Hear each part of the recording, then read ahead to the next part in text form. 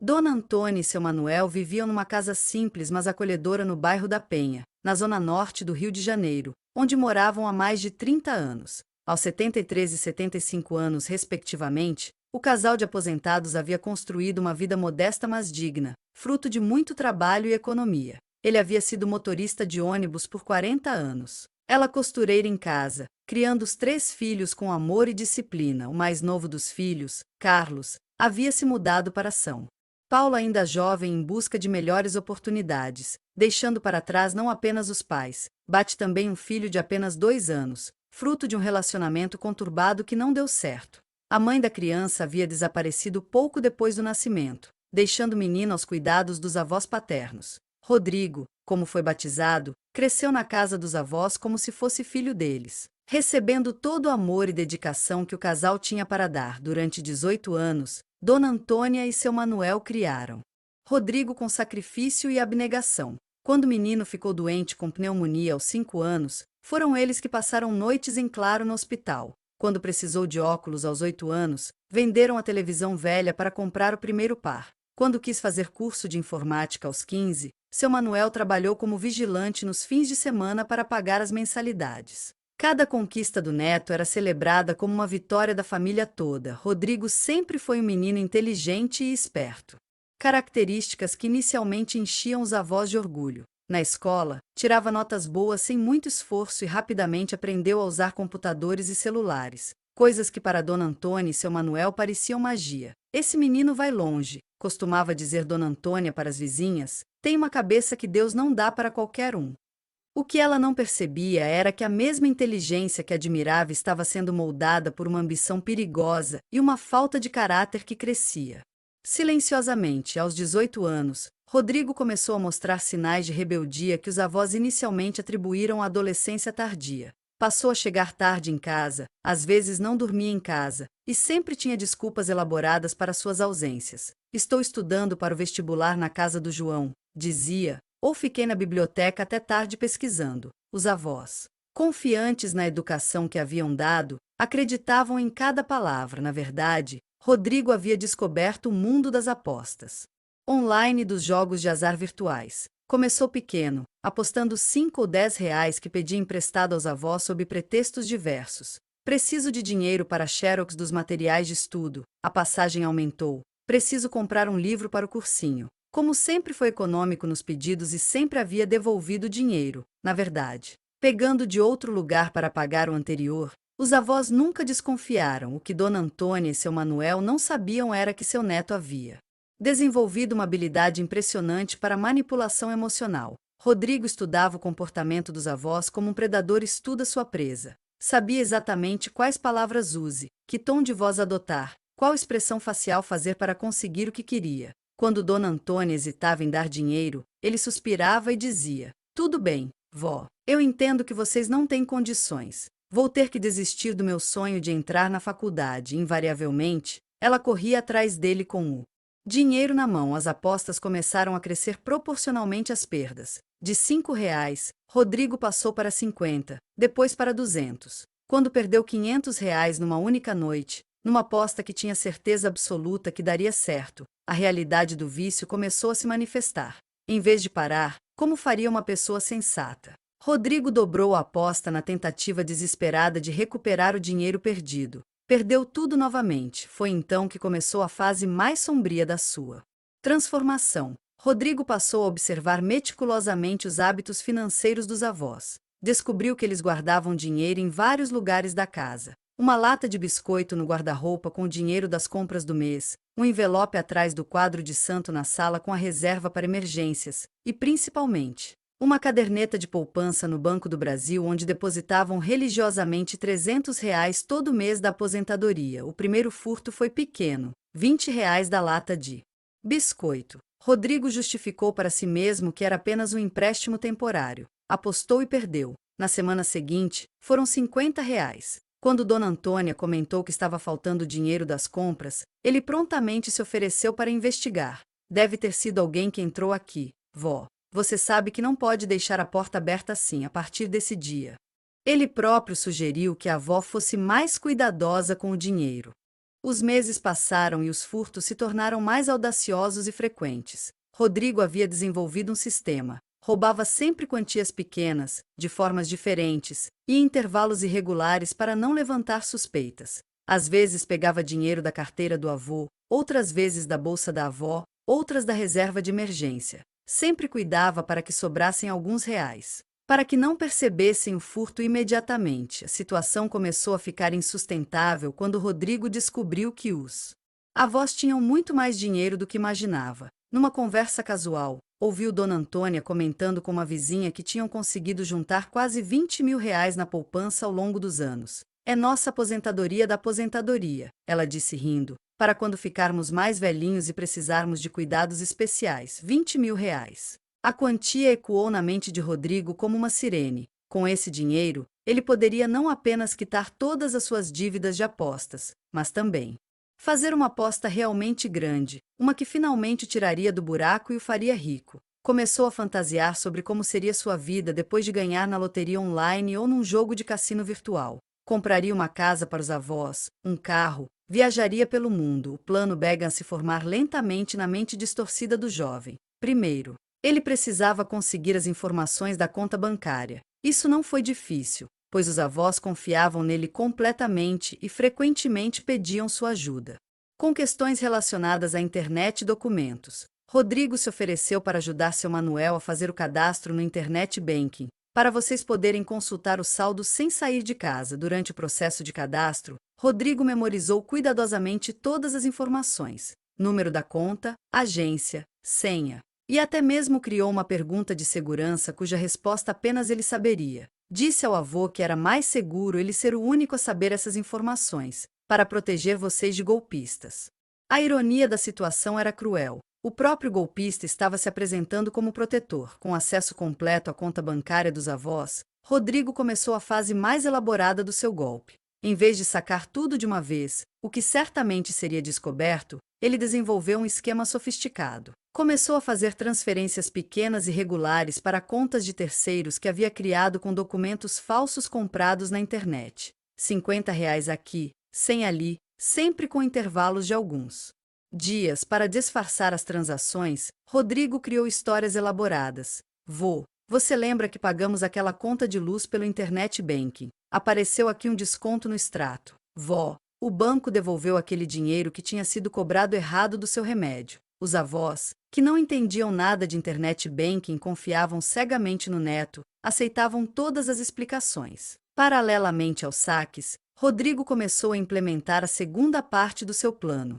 convencer os avós a sacarem o restante do dinheiro para o investimento que ele havia descoberto. Vó, descobri uma oportunidade incrível. Um amigo meu que trabalha no banco me contou sobre um investimento que dá muito mais rendimento que a poupança. Mas tem que ser rápido. A oferta acaba semana que vem. Inicialmente, os avós resistiram. Filho, nós sempre guardamos nosso dinheiro na poupança. É mais seguro assim, dizia Dona Antônia. Mas Rodrigo havia estudado bem a psicologia dos avós. Sabia que eles sonhavam em deixar uma herança para ele e para os outros netos. Vocês não querem ver esse dinheiro crescer. Imaginem se em vez de 20 mil, vocês pudessem deixar 50 mil para os netos. Seria o sonho de vocês realizado. A campanha de convencimento durou semanas. Rodrigo imprimiu documentos falsos que comprovavam a rentabilidade do investimento, criou sites fake de empresas financeiras e até mesmo contratou um amigo para se passar por gerente bancário numa ligação telefônica.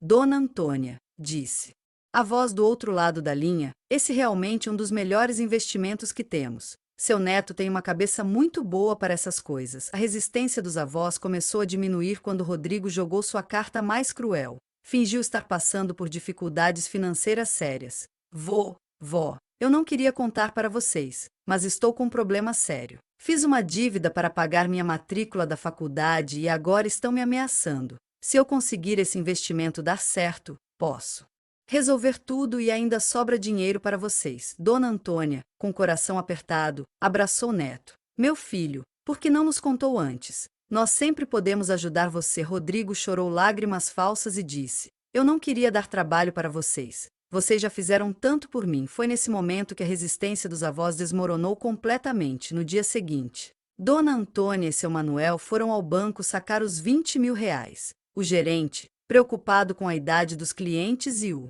valor alto do saque, tentou dissuadi-los. Vocês têm certeza de que precisam sacar tudo isso em dinheiro? Não seria mais seguro fazer uma transferência, mas Rodrigo havia preparado os avós para essa situação. O investimento precisa ser feito em dinheiro vivo. Vô, é assim que funciona.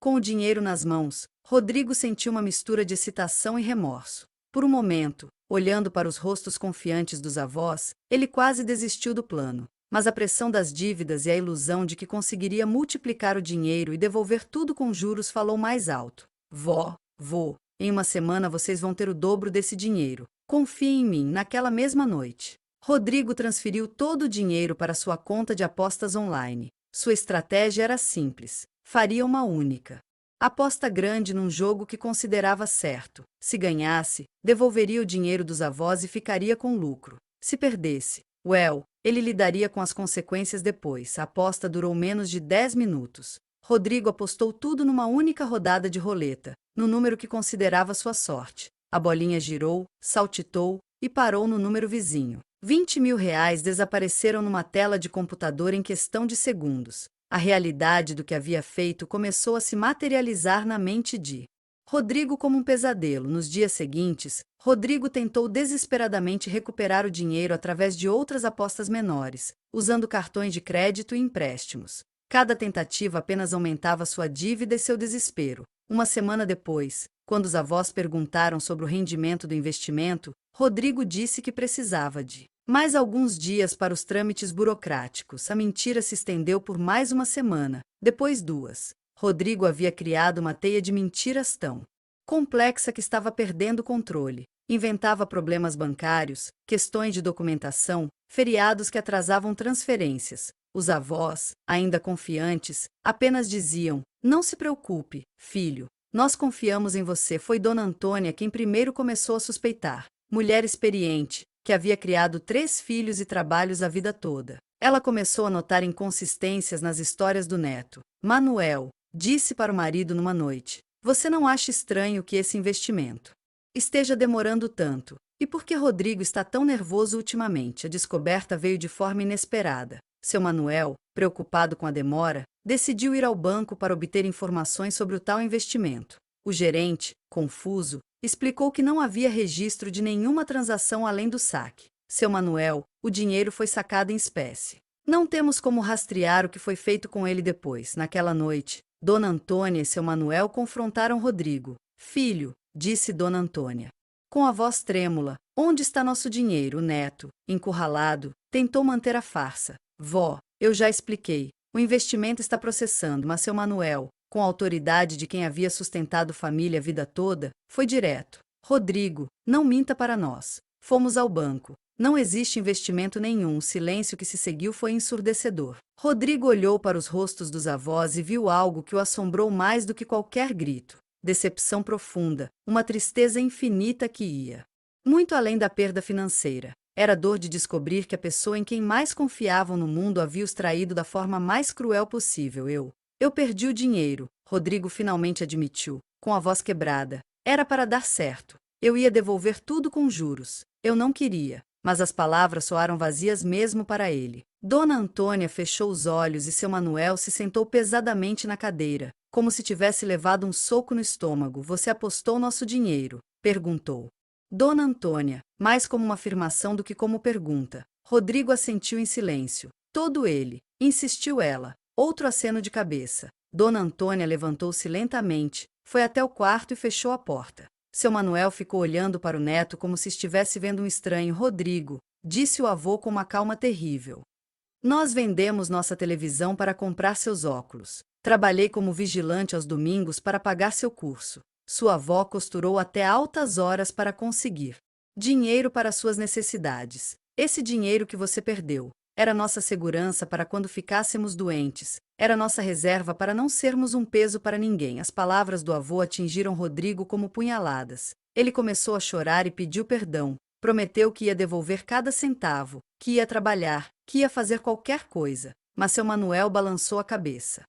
"Filho, não é só o dinheiro. Você quebrou nossa confiança. Como vamos acreditar em você novamente?" Nos dias seguintes, a atmosfera na casa ficou insuportável. Dona Antônia mal falava com o neto, e quando fazia, era apenas o necessário. Seu Manuel continuava tratando Rodrigo com educação, mas o carinho havia desaparecido. O jovem tentava se aproximar, oferecia ajuda nas tarefas domésticas, tentava iniciar conversas, mas recebia apenas respostas monossilábicas. A situação piorou quando as contas começaram a apertar. Sem a reserva de emergência, Dona Antônia e seu Manuel tiveram que cortar gastos essenciais. Pararam de comprar os remédios mais caros, diminuíram drasticamente o supermercado, cancelaram o plano de saúde suplementar. Cada privação era um lembrete constante da traição do neto. Rodrigo tentou conseguir dinheiro através de empregos temporários e trabalhos eventuais. Mas sua falta de experiência e a pressão psicológica o impediam de manter qualquer atividade por muito tempo. Em 3 meses, conseguiu juntar apenas R$ 400, uma quantia irrisória perto dos 20.000 que havia perdido. A vizinhança começou a notar mudanças no comportamento do casal de idosos. Dona Antônia, sempre alegre e comunicativa, tornou-se fechada e melancólica. Seu Manuel, que gostava de conversar na porta de casa, passou a sair apenas para o necessário. Quando perguntavam sobre Rodrigo, que antes era motivo de orgulho, eles mudavam de assunto. Foi Dona Conceição, vizinha e amiga de longa data, quem finalmente conseguiu arrancar a verdade de Dona Antônia. Numa tarde, encontrou a amiga chorando no quintal e insistiu tanto que ela contou tudo. Conceição, disse entre soluços, nosso próprio neto nos roubou todo o dinheiro que juntamos na vida. Como vamos pagar um hospital se ficarmos doentes? Como vamos comer no final do mês? A notícia se espalhou rapidamente pela vizinhança. Algumas pessoas ficaram indignadas, outras incrédulas.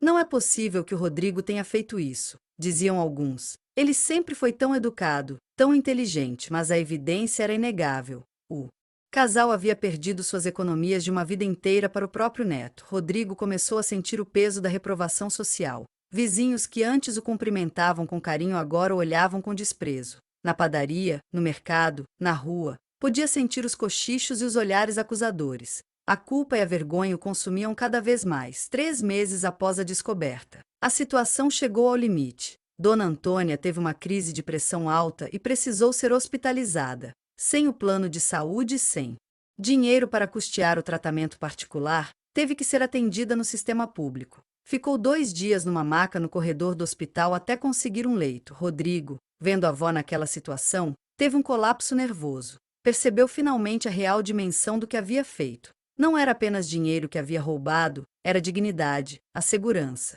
a tranquilidade de 2 pessoas que haviam dedicado suas vidas a cuidar dele. A realidade de que poderia ser responsável pela morte da avó por falta de cuidados médicos adequados o atingiu como um raio. Foi nesse momento de desespero total que Rodrigo tomou uma decisão. Procurou um advogado público e confessou tudo, pedindo orientação sobre como responsabilizar-se criminalmente pelo que havia feito. O advogado explicou que, tecnicamente, não havia como processar-se por furto contra os próprios avós, mas poderia tentar um acordo para a devolução gradual do dinheiro. Rodrigo também procurou a ajuda de um psicólogo especializado em vício em jogos. Foi diagnosticado com ludopatia severa e começou a frequentar grupos de apoio. Pela primeira vez em meses, começou a entender a dimensão da sua doença e a trabalhar para superar o vício. Paralelamente, começou a trabalhar incansavelmente. Aceitava qualquer trabalho, por menor que fosse o pagamento. Entregava comida de bicicleta, fazia limpeza, carregava materiais de construção. Todo centavo que ganhava era entregue aos avós. Em 6 meses, conseguiu devolver R$ 1.500. A mudança no comportamento de Rodrigo era evidente. Ele havia parado completamente de apostar, frequentava religiosamente as sessões de terapia e mostrava genuíno arrependimento. Mas Dona Antônia e seu Manuel, embora reconhecessem o esforço, ainda não conseguiam perdoar completamente. Conceição, desabafou Dona Antônia com a vizinha, eu vejo que o menino está tentando. Mas toda vez que olho para ele, lembro do que ele fez. Como vou confiar de novo? E se ele voltar a apostar? E se ele pegar o pouco que conseguimos juntar novamente? A ferida era profunda demais para cicatrizar rapidamente. Mesmo com Rodrigo demonstrando mudança genuína, a confiança destruída não se reconstrói do dia para a noite. O casal de idosos havia aprendido, da forma mais dolorosa possível, que às vezes as pessoas que mais amamos são capazes de nos ferir mais profundamente. Um ano depois, Rodrigo havia conseguido devolver R$ 4.000 e mantinha-se firme no tratamento. Os avós, embora ainda machucados, começaram a reconhecer o esforço genuíno do neto. As conversas voltaram lentamente, tímidas no início, mais naturais com o tempo. Mas a relação nunca mais seria a mesma, vô, disse Rodrigo numa tarde. Eu sei que nunca vou conseguir devolver realmente o que roubei de vocês. Não foi só dinheiro, foi a confiança, foi a tranquilidade, foi a segurança que vocês tinham. Eu destruí tudo isso por causa do meu vício. Seu Manuel olhou longamente. Filho, reconhecer o erro é o primeiro passo. O segundo é garantir que nunca mais vai acontecer. Dona Antônia, que havia permanecido em silêncio, finalmente falou. Rodrigo, nós te criamos como filho. Dimos tudo o que podíamos e mais um pouco. Ver você nos trair dessa forma foi como morrer um pouco. Ela fez uma pausa e continuou. Mas você é nosso sangue, e se realmente mudou, vamos tentar reconstruir isso.